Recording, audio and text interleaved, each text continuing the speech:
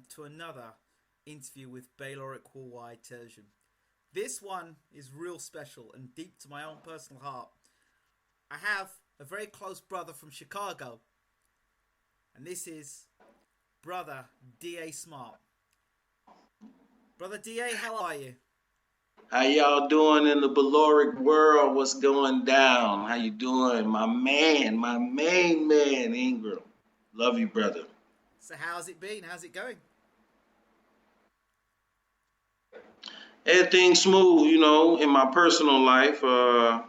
Everything good, It's always different on other fronts, though. So for those who don't know who D.A. Smart is, please give a brief overview as to who you are. Wow.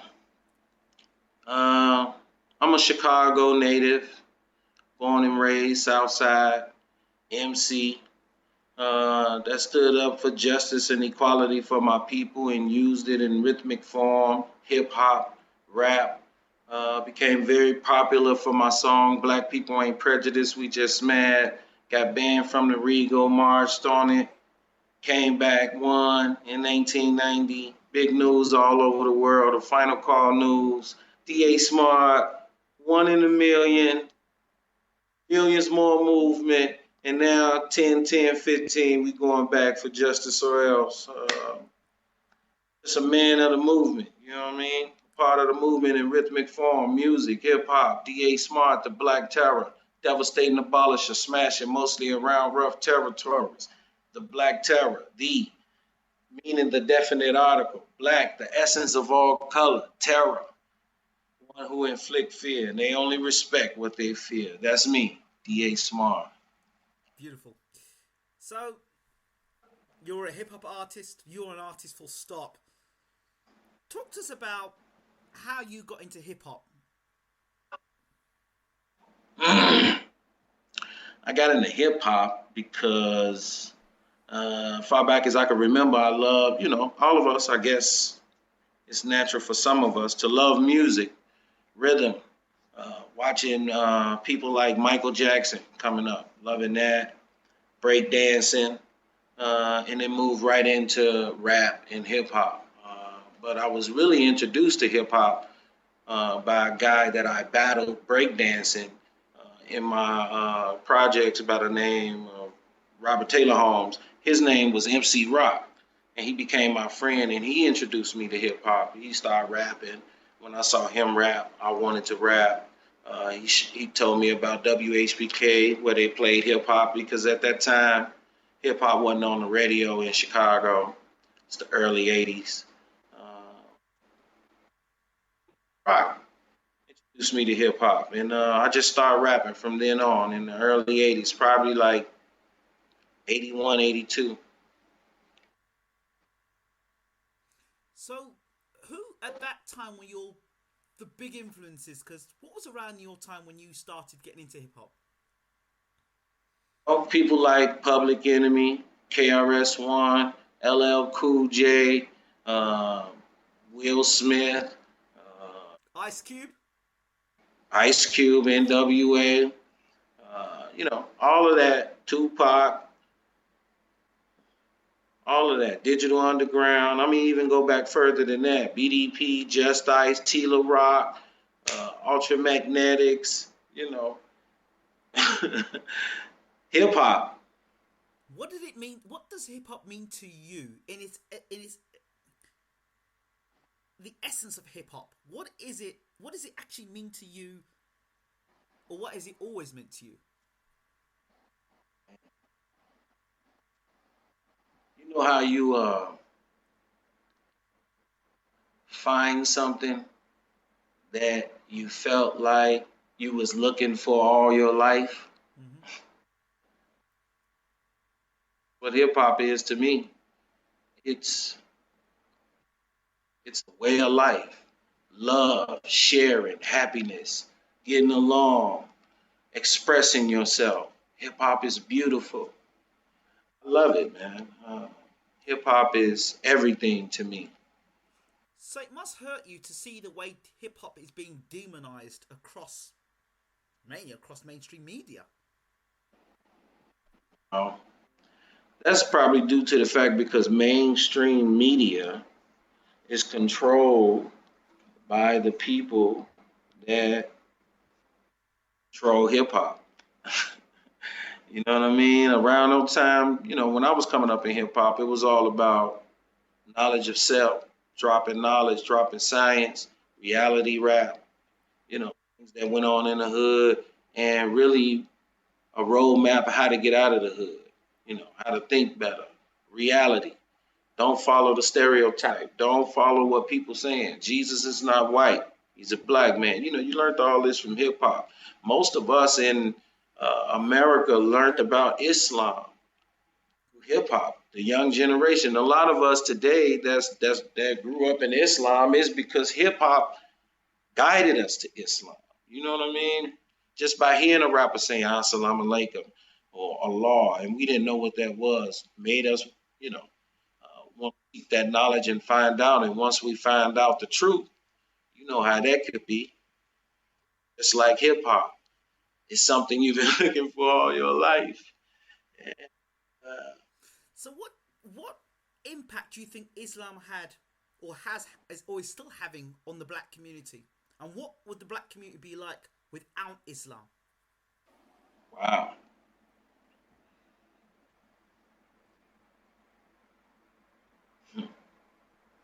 I don't know, man. Um, really, really, really, really, really far off track. I think the few and in between Muslims that we have that really practice Islam, um, keeps a modicum of peace and sanity among the people. Just think if they all were just lost and there were no knowledge among them, I'm sure it'd be much worse than it is now. Being a artist, or a hip hop artist, who have you collaborated with? Um, I collaborated with a lot of unknown rappers all the time, but I also collaborated with people like Ice Cube, Chuck D, uh, Lord Jamar, uh,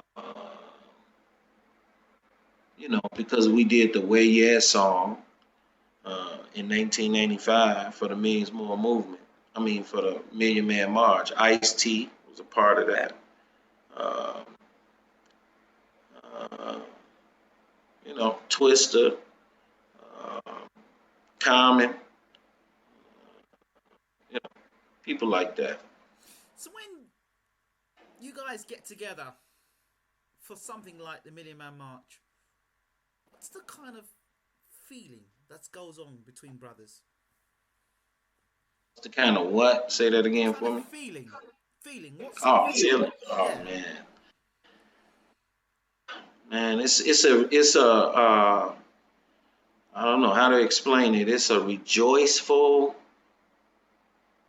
thankful, beautiful love, and I'm talking about in 1995 when the idea first arrived to have a Million Man March. I mean, everything about it was beautiful. I mean, it was beautiful. Like the minister has already reported, um, there was no incidents, and it was a million black men from America. Basically, a million niggas, and didn't nothing happen because the feeling, oh man, it was just like the spirit of God was just in and all through that thing. It was the spirit of God. It just wedded us together. We all just came together. And that was so amazing because if we could do that, then and I can only imagine what we could do if we come together after we leave, if we stay together and continue to have one goal and one purpose like that, how quick we will be, man, well respected in this world. How quick things would change for our people instantly, overnight, because all we have to do is unite. What do you think are the things that hold us back, though, DA? Everything hold us back. Everything. Well, in America, where I live, everything is geared here. It's geared to hold us back. The education that we get, the poor health that we get, the residence that we get, where we live, how we live, what we do, how we do it. Their only mission is to suppress us. To me, I feel like white people feel like they just bought a new house, fresh new house, it's clean,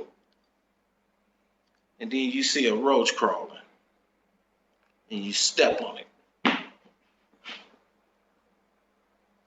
You know it ain't just that roach. So you might even call an exterminator to come out to make sure there are no more roaches crawling your house. So to me, that's how they feel about us. Like we the roaches. And they just want to exterminate us. It's not a good feeling to live here and feel like your government want to kill you, or get rid of you, or lock you up so you can be used like a slave to make money off of, warehouse you. It's all a trick. It's like you got to be careful out here. It's like we got to watch what we do, how we do it, when we do it, because at any moment it could pop off. It could pop off from among us or from our open enemy.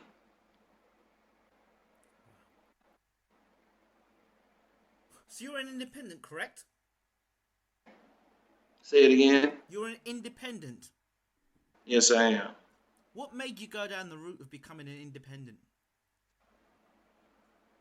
Because I don't like master-slave relationships. Was that master-slave relationship, were you aware of that when you came into the business, or were you made aware of that? I was made aware of it before I got into the business. I was admonished at an early age by my mentor, Jeffrey Watts. He had already prepared me for them. And by the time I met them, I didn't need a lawyer. I can discern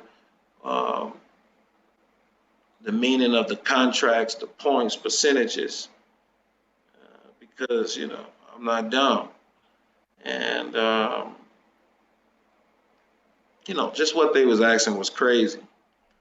And I didn't go for it. And they said, this is what everybody else signed.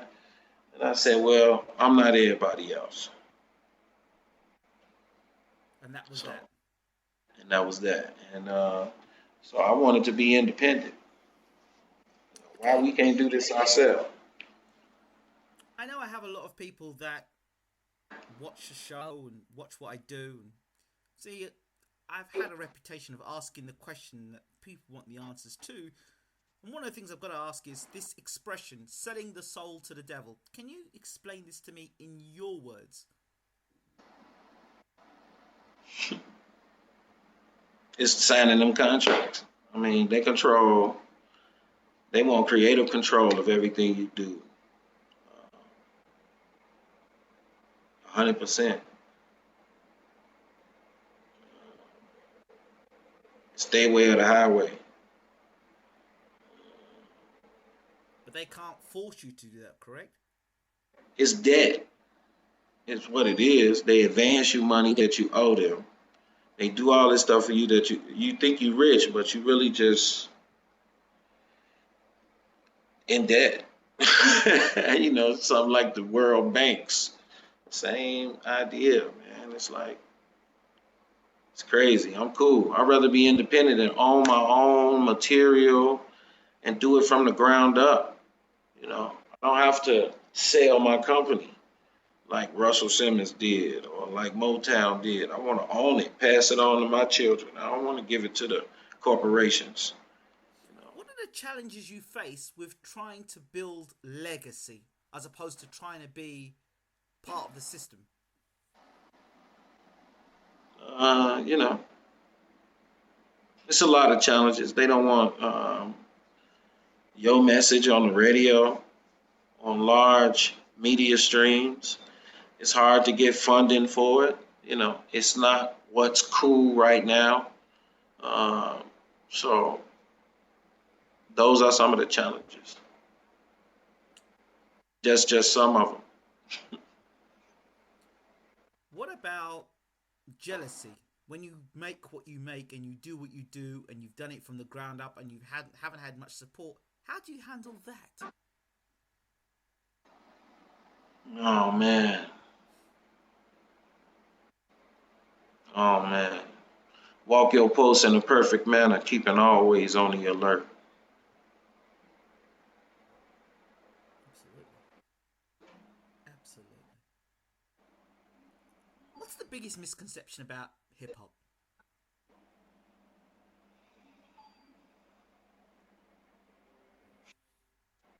That people are actually living this gangster life they claim.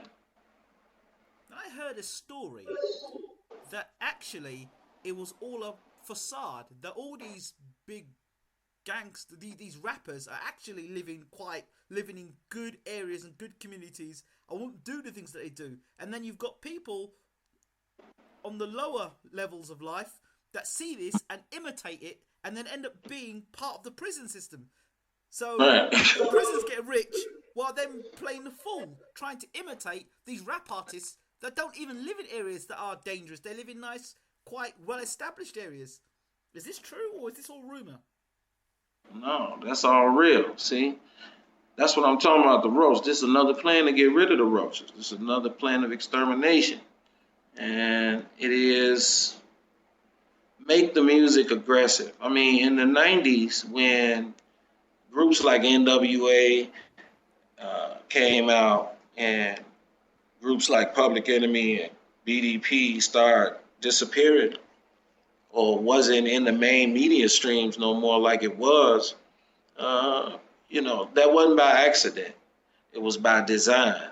Uh, During that time, that's when the big uh, corporations bought all the independent labels out. They bought Def Jam, they bought Priority, they bought all of them. And that's when the music changed, okay, because they had a plan and it was by design. So now the music is aggressive, the movies are aggressive, especially where black people are concerned. It's always a negative connotation on whatever character that we play. It doesn't matter. And they try to say that that's what it is, but I don't see that every day. In my neighborhood, I see people out here struggling and trying to survive. I don't see a lot of the shit you see in movies. That's just it happens, but it's not every day. Okay, You know what I mean?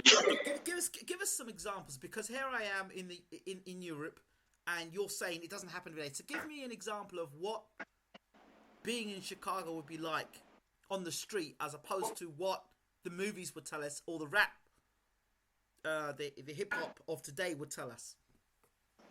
I mean, being in Chicago is like anywhere else. You understand what I'm saying? As long as you do what you do, stay in your lane, you good. See, but when you start doing shit to get in the wrong lane, that's when your shit be fucked up. Like when you start selling drugs, buying drugs, going in areas like that, then you it's a it's a high chance that something will happen to you. But if you just stay in your lane and do your thing, you'll be all right. Now, I'm not saying that because of gang banging, because of personal beef, territorial beefs, that you can't get caught in the crossfire of something and you're totally innocent, because that happens a lot in Chicago. Yeah, that happens, but it happens everywhere. You know what I'm saying? So Chicago, it's like that. And the worst thing the most thing you are afraid of in Chicago is not the niggas. It's the police. You see a police, you be damn. Hard start racing. You don't know what's gonna happen. Police has lost their damn mind on the real, killing people. You know what I'm talking about? Black man don't feel safe. Absolutely. You being on Facebook as well, you're not a stranger to probably things like World Hip Hop Star, where you're seeing lots of black people fighting and doing the most absurd things. Why? What's the point? It doesn't help Why? us. Yeah. You know, the climate in the black community is so like a powder keg. You know what I'm talking about? Like it could be set off at any moment because of, you know, we are descendants of slaves. We were made to hate ourselves. We haven't grown out of that yet. The mentality of the black man in America is he don't love himself. He ain't getting no love, especially these children today. Mothers abandon them. They at the club, kids growing up on their own. They don't know what love is. They don't have love. So they out here on the streets with drugs and guns and no love. That's dangerous. Man, I forgot the question. What was it? You've just answered it more or less. I mean, that was beautifully said. Your message in rap or hip hop. What is your message? What is DA Smart's message? Oh wow! I just want people to wake up, see the truth, and then act accordingly. See, I think it's a process. If we know it, if everybody know the truth at the same time, we all believe it, we know the truth, then we can deal with it properly. But if we still got a lot of dead people walking around, it's going to be difficult for us to get on the same accord to get out of this disaster that we headed to. Brother DA, there are a lot of people who have fear, scared of change, scared of the... See, people would rather accept a lie to stay comfortable rather than accept the truth and the fear of change. Mm-hmm. Believe the illusion, because that's what you've had all your life. Well, you know, I mean, if we disconnect from white people right now, it'd be a big change. It would be. I mean, it's a lot that we would have to develop on our own that we haven't developed under them. So it'll take some time, but we are very creative. We are very smart people. We'll figure it out. Half of the stuff that they have, we created anyway. So all we have to do is put our expertise together for ourselves, and we can do everything that we want to do. It's going to take time. We're going to have to go through a period where everything ain't going to be how we're accustomed to it. We got to just look for the future and then keep working, and we'll be successful. We'll be better. I want to make something clear. I'm sure you're quite clear as well, that when you talk about white people, you're not just talking about categorizing all white people, but you're talking about a certain set of white people who are racist towards black people. Exactly. Exactly. Here in America. Yeah, because, you know, people listen to this think, oh, hold on, I'm white and I'm not racist because of blah, blah, blah, blah, blah. And then you've got those that are genuinely racist, because it's like tying everybody with the same brush. You get me? Right. I get you. Yeah. I'm not saying that. I'm talking about from our experience here in America. Uh-huh. You'd be shocked to find a white person that's not racist. It's not a lot. how does it work with, you see, a lot of the black and white relationships? Um, how does that work with the tension that's going around in America at the moment? Interracial relationships, interracial marriages. People like, obviously, like Michael Jordan, for example, and others who have white partners. How does that climate work in America now, with the amount of stuff that's going on in the media and, of course, on the streets, and, of course, what's going on with the police? Do you think? Well, see, they don't experience life from the street level. Not people like Michael Jordan, so they live in the highlight. They meeting all type of people. You know, we down here in the struggle, man.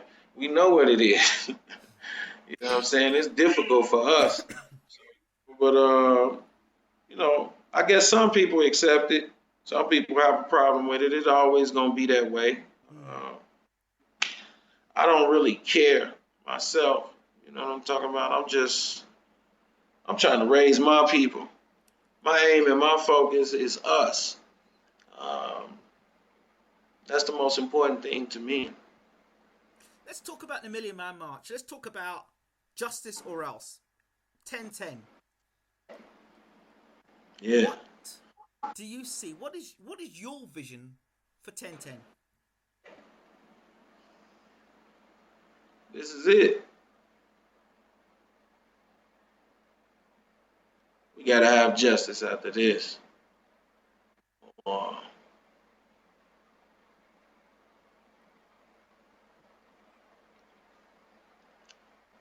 yeah, we gotta have justice. But do you think you'll get justice? I doubt it. Will this just be another event, or do you think something else will happen after this to make things change? I mean, I think this is a good attempt to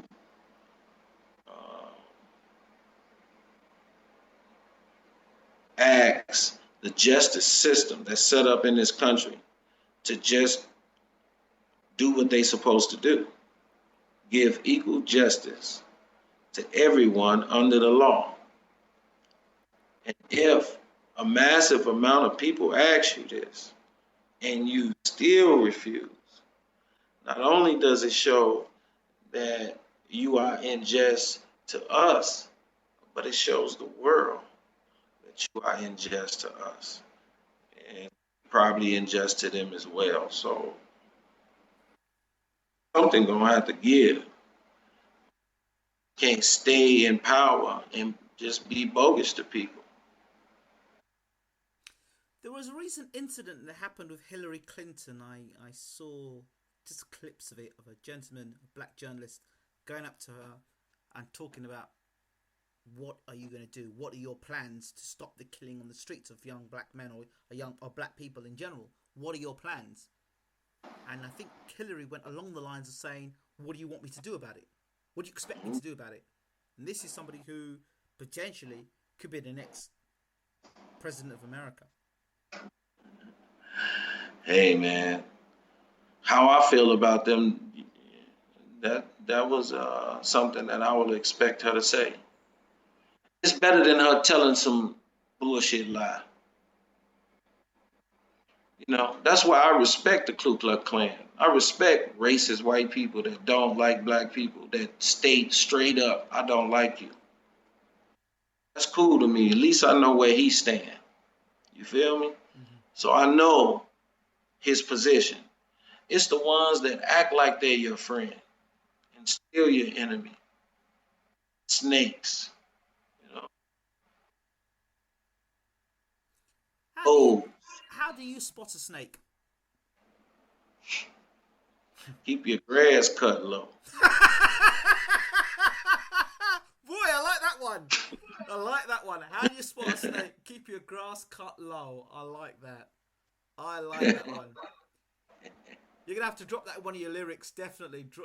If you haven't already, keep your grass cut low.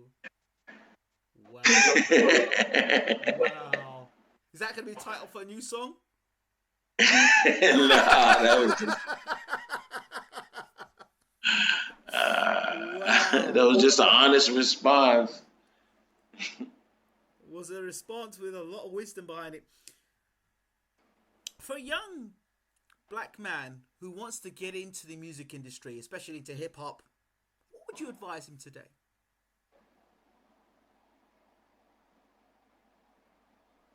Um, it depends on what he want to get in it for. But if you just want to get into hip hop, just do whatever your mind, your body, your inspiration, your dream drive you to do. Do it. Just don't fake the funk. Do it 100%. Whatever you do, no matter what it is you want to do, no matter how you want to do it, you can be great at it, but you just have to do just that.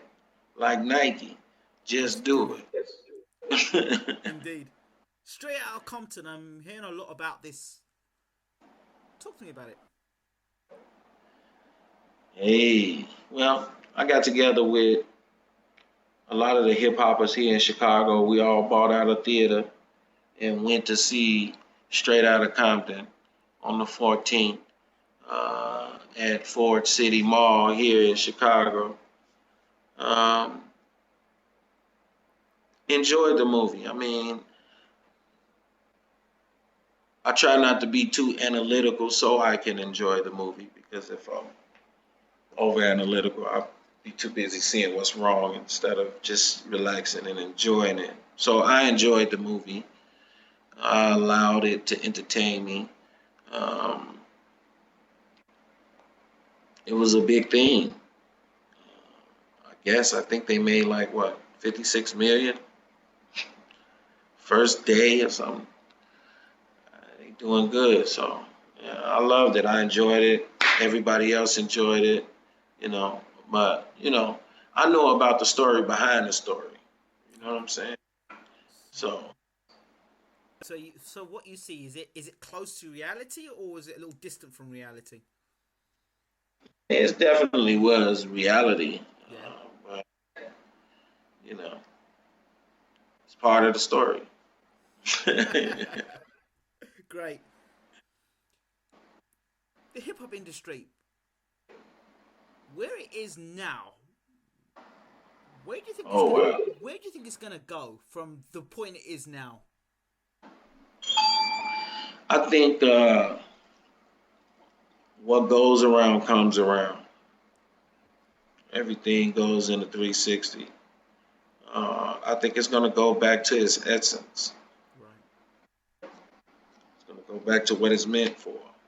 People going to start, you know, using it as the talking book, like we did with Negro spirituals. We sent messages in song. So it's going to go back to that. We got to have that. It got to be in our mind. It got to be drummed in, the truth. It has to be wisdom, knowledge, understanding, everything we want to learn. I mean, teach a kid a song, you teach them for life. They can sing that for life. And if the song has a message in it or something pertinent to that child's development, that person will always remember it. you know. So, yeah.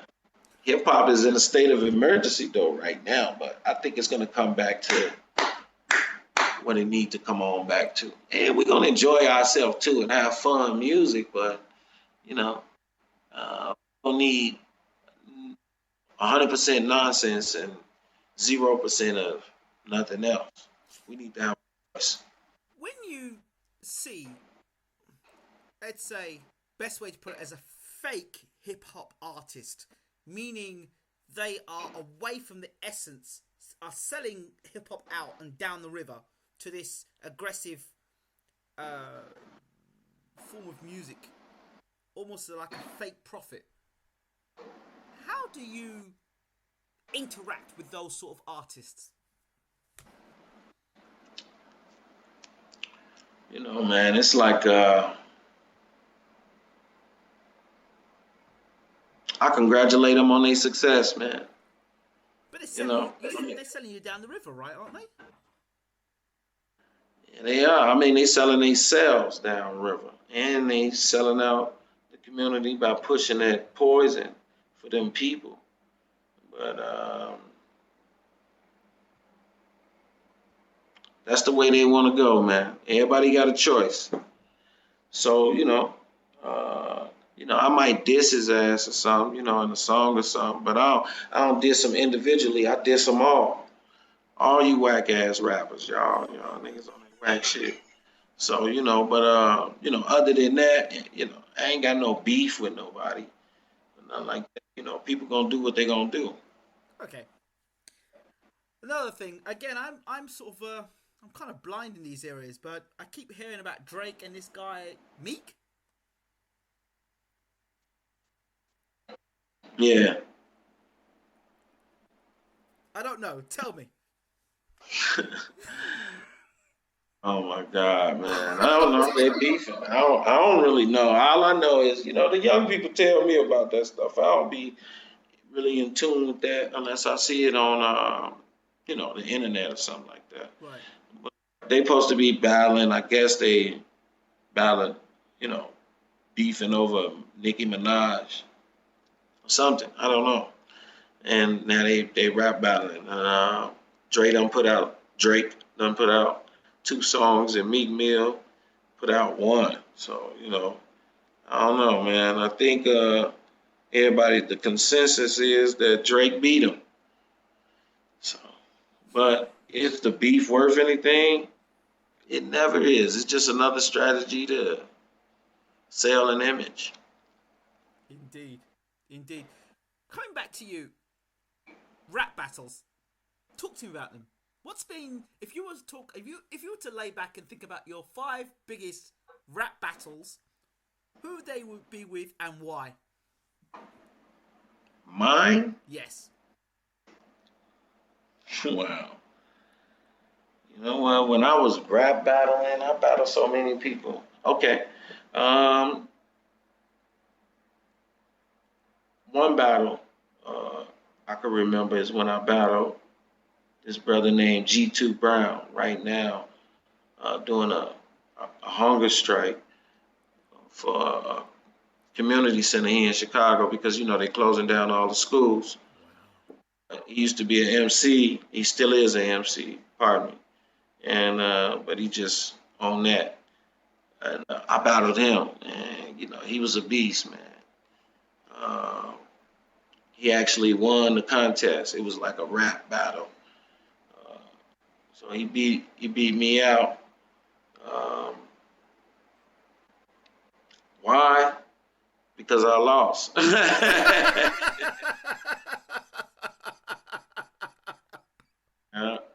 Okay. And I'm not accustomed to that, for real. So that sticks out. I hate losing, you know. But the great ones, it's like a blur, man. I slay everybody all the time. You know what I mean? When I win, I just kill everybody. I don't know who was the best. Okay, I remember one time I was in New York, and the 21st Zulu anniversary, and they had a rap battle from all over the world. So, okay, LA, Virginia, it don't matter. They came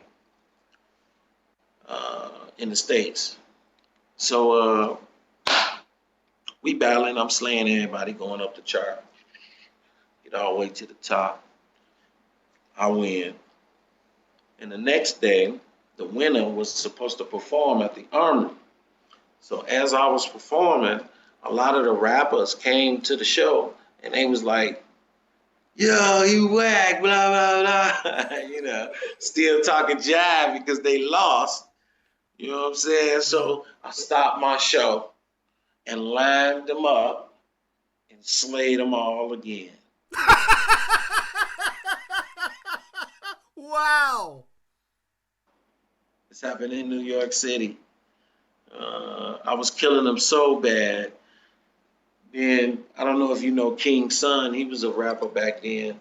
And he started coming through the crowd, and the crowd started chanting, yeah, oh, King Son finna get him. King Son finna get him. King Son got on stage and said, yo, I'm going to help DA finish slaying y'all. Jumped on my side. I remember Me and King Son was up there killing him. So that was something that was memorable. Wow. Sure. Wow. I remember you talking to me about Eminem and Grandmaster Flash. Talk to me about those two. Uh, Grandmaster Flash. Man. Or was I? Were you talking about Melly Mel? Whichever. Uh, yeah, yeah. Tell me. Cold. It's just cold. Just a beast. Just an old school rapper that could take you on a journey to his world. If he talking about doing blow, if he talking about being broke, if he talking about living a high life, he could take you on that journey. The way he say what he say, how he write it, and his voice that he have is just he was the bomb, man. One of the inspirations of mine because he did the Breaking song, the movie at the end of the Breaking movie. That was inspirational after what's the name got killed? Damn, Ramo, Ramon, Ramon got killed on the train tracks. He got electrocuted. So Melly Mel closed that out, and it's just something that stuck with me about him. That was dope, um, and I love him to this day, and he's still cold. But Eminem is a rapper that mastered the art of how to portray himself. He did good. See, normally white rappers would come into hip hop and they'll be trying to be like us. You feel me? They'll be trying to say nigga. They'll be trying to be niggas. They be trying to act like us on the mic, sound like us on the mic. Whereas Eminem didn't take that route. He was totally white. He went to the white world. He talked about white things. He talked about their life. And no other white rapper has done that, at that time and on the scale that he did, if they did. Um, I ain't never heard of him. And Eminem had skills. He was cold with how he put his words together. He was dope. I mean, look at who he hung around. D12. All of them rappers was dope from Detroit. All of them was dope. And if that was his circle, I understand why he was dope. His extra push was he was a white boy killing it. You know what I'm saying? And I like Eminem. I give him his respect. He did his thing. That's what's up. But he ain't the best rapper in the world because my boy Juice from right here in Chicago got video and proof that he could get slayed. Is that a call out? Yeah. Yeah, he says. Okay, I can't end this interview without talking about two other people. Tupac Shakur is one. Wow. Tupac. I love Tupac, man. I mean, he was just a real person, a real artist. He was just because God blessed him, man. And it wasn't hard for him to do what he did because it was who he was. Um, you got to remember, he wasn't even a rapper at first. He was a dancer for Digital Underground. So he always was around hip hop. And when he started rapping and he found that people liked the way he flowed, that was it. And his name is Tupac Shakur. So that lets you know that he had somebody teaching him something. So after, you know, he got his little entertainment edge out and got accustomed to writing raps, he started dropping that truth in rap, you know, and that made him dangerous. And I believe that's why he did today. He was wielding too much influence and he didn't want to bend over no more. Mm-hmm. Interesting. Shook Knight is in prison at the moment. He in prison? So I understand. Yeah. And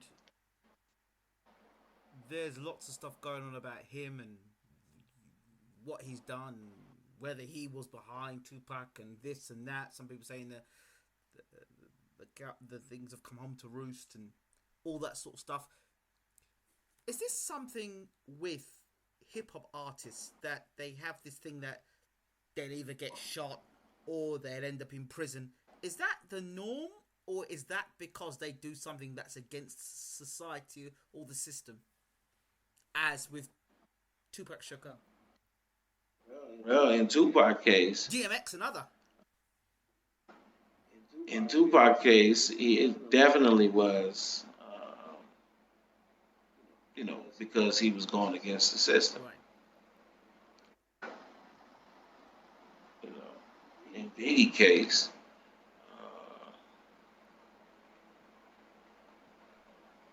I don't know. Case, I don't understand it. They just killed that man. Because he wasn't a threat to nobody. He wasn't on nothing. DMX is. It's like you look at DMX and how he was, and then you see this poor figure of him in prison, almost like a broken man. Well, I don't know the whole story about that brother, but I heard he got hooked on drugs or whatever, and I think that could bring you down. You know, drugs, man, that's crazy. So but I don't know. It's just what I hear. When I see they show us on TV, it ain't no telling. I never met him. If I met him, I'm sure it's a whole different story. He's probably a good brother. He seemed like he is, but you know, I'm sure being in the limelight and dealing with them people on the level that he probably dealing with them on probably drove him crazy or something for a moment. But we always bounce back. Black don't crack. Man, it just bounced back. And to close, the man behind the Million Man March, the Justice for Us, and many more other things, the Honourable Minister Louis Farrakhan. A word from you.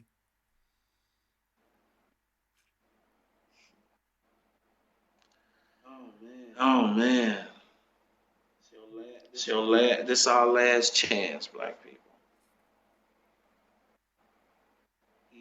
He is it. And he's 83 something. 80 something years old. Still look good. Still working. Still doing his job. Man of God in our midst. Don't be stupid and let him leave us or pass away without us falling in line, because he has the solution.